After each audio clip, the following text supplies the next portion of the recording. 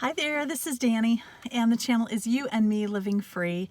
And today I want to tell a story. We'll see how it goes. This is something new for me. I did share kind of a personal story about quitting my job and why I decided to travel for a year. And as I do more and more on YouTube and keep talking more and more, the camera almost becomes like a friend, and people comment on the videos, and literally I'm starting to get to know people from their comments, and I share part of my story on a hike or doing something, and then they share part of their stories, and so we're just going to continue because this whole channel is nothing but a big experiment. And living free, you and me living free, is more than just about traveling around in a minivan.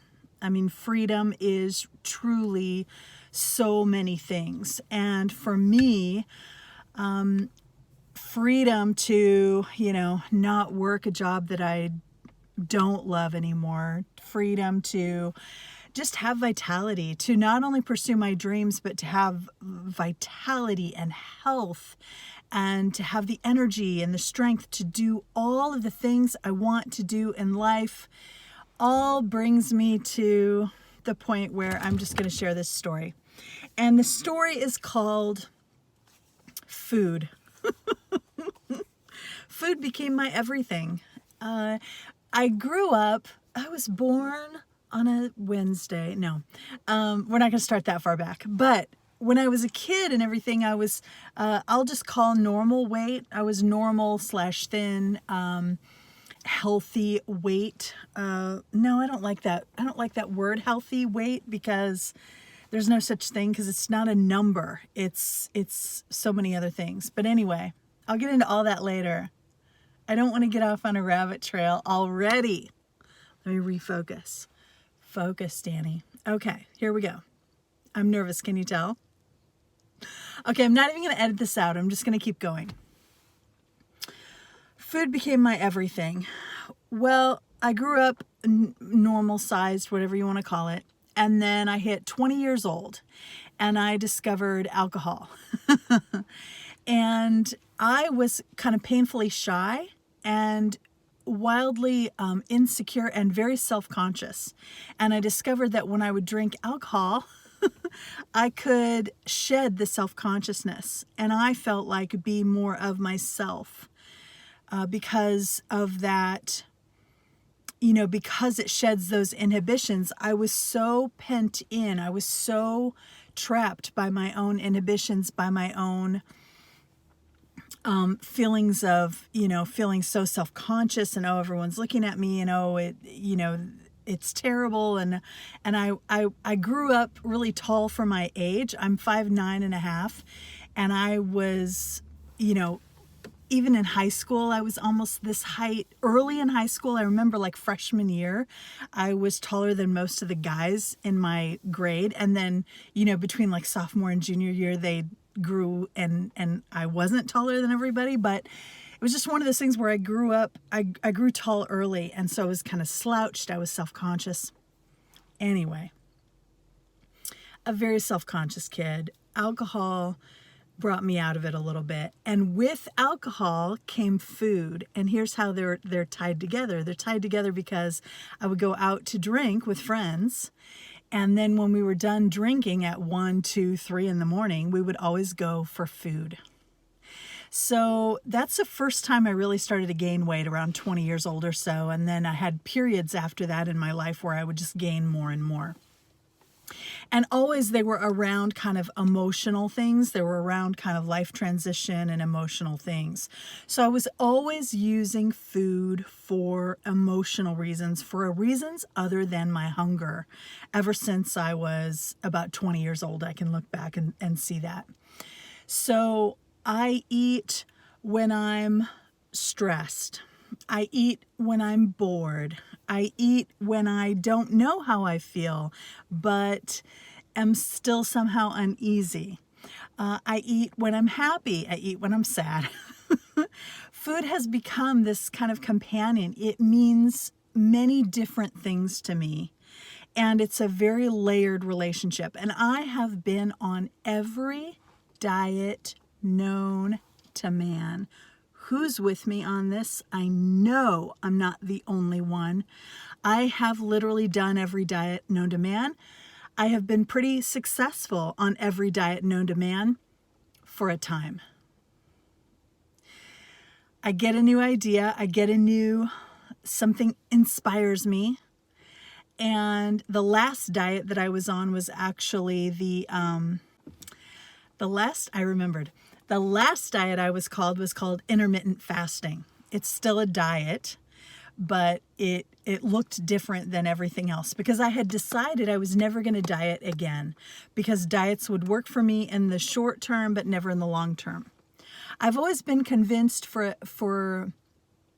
a long time that my body knows what it needs. My body knows how to heal itself. My body, like think about if you get a little cut in your finger, your body is immediately at work. Hundreds of things happen, chain events happen. Just when you have a little cut on your finger, your body sets to work immediately to heal it. And all of these things happen. I'm like, I know my body can bring itself to health. But what's in the way of that is all of my emotional attachments to food, all of the emotional things that food does for me, and the habits. The habits where I don't even think about it, but like I was on a break from work before I quit my job, as soon as I'd be on a break, I'd have a snack. I would just have these habits and routines that I would get into. Going to McDonald's for breakfast, whatever the habits. So these habits are super ingrained, and also I use food for all this emotional stuff and for all these other reasons other than hunger. I almost never am in a situation where I was eating for hunger. I was always eating for everything else. Food was my everything. Food was my joy, my comfort, my everything. And so this is a multi-layered thing, and you can't just, I don't think, okay, let me just speak for me. I could not ever go on another diet again because it's just another way of just trying to dictate. So I have all these issues and everything, and then I'm just supposed to ignore all of them and just stick to A, B, C, D, no matter what it is. If it's intermittent fasting, if it's keto, if whatever it is, the rules, right? But I'm like, I'm convinced that my body knows if I could find a way to get out of the way. And then I discovered something called intuitive eating, okay? And it's a book and it's a workbook. And I've decided to go through this intuitive eating program thing. There are 10 principles. There's a workbook. And I'm going to be going through it, and I'm going to be sharing it. I'm going to be sharing at least like 10 segments as I go through 10 principles here on YouTube. I'll have its own little thumbprint. I'll have its own look and feel to it, and it'll always say intuitive eating, so you don't have to watch it if you don't want to. But this is part of my story. This is about freedom for me. This constraint is just to the point where it was running my life. And before I quit my job, I will say that it was much worse because I was unhappy and, had even more reasons to eat. But part of me, I really think kind of part of me thought, when I get out of the habits that I've built up in my job, when I get out of the misery of doing a job I don't love anymore and listening to all that heartbreak and everything, when I get out of all that, then maybe my food addictions and everything will kind of be cured because I'll be pursuing my dream. I'll be doing what I love. I'll be waking up in the morning excited. And while all of that is true and it has changed a little bit, I am finding myself going back to these bad patterns. I'm finding myself having snacking, especially on the days that make me uncomfortable, which are travel days, which are days that are excessively hot in a minivan, days where things don't go right. I am still turning to food because just because you're living a life that you have dreamed of, just because you're really pursuing a dream, doesn't mean you don't still have the issues that you had before. And I know that sounds like duh, but at the same time, I kind of thought that maybe breaking those chains would be enough of a change to kind of get me over some kind of a barrier and put me on the road. And I do feel like it's made a difference, but at the same time, I need something to help me, give me a structure so that I can start to tear apart or decompress, just pull apart all of these habits, all of these emotional triggers, all of these things that I have built in with food that are standing in the way between me and health. So my ultimate goal, the number one goal, is health. The goal is to heal my relationship with food and with myself, because I don't think I can do one without the other.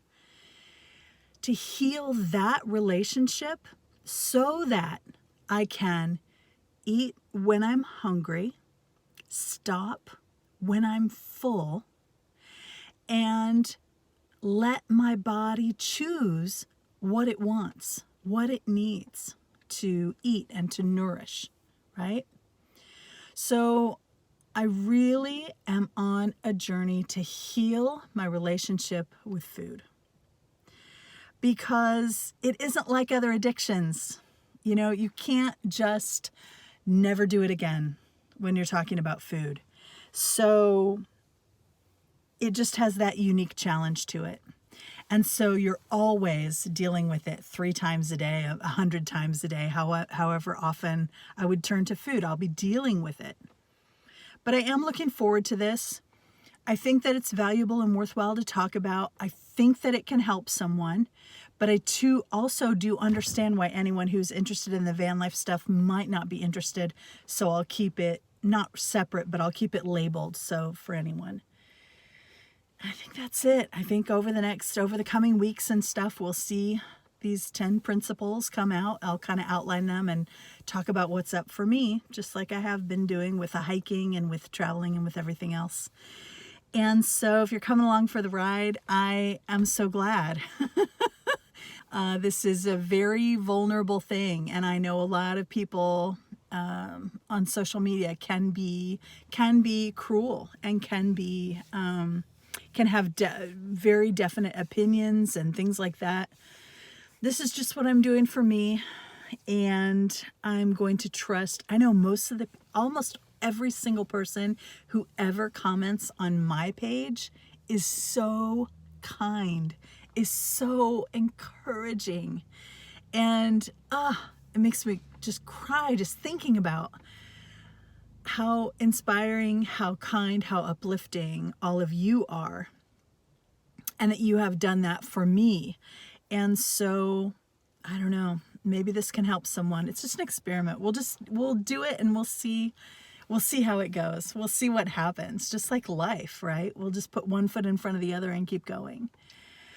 So let's do this. Thanks for watching. Hi, I just want to mention really quickly, I'm editing the video on the food became my everything. And I noticed that I was saying food addiction is different from other addictions because you can't just stop. And I want to take out the word just. I just don't want anybody for even a moment to think that I'm like comparing addictions and what's harder, and none of that. Everybody has their own battles to fight. Everybody, has their own thing. And I just didn't want to give the wrong idea when I said that. So this is just my little extra comment at the end. Okay, now I'm really done.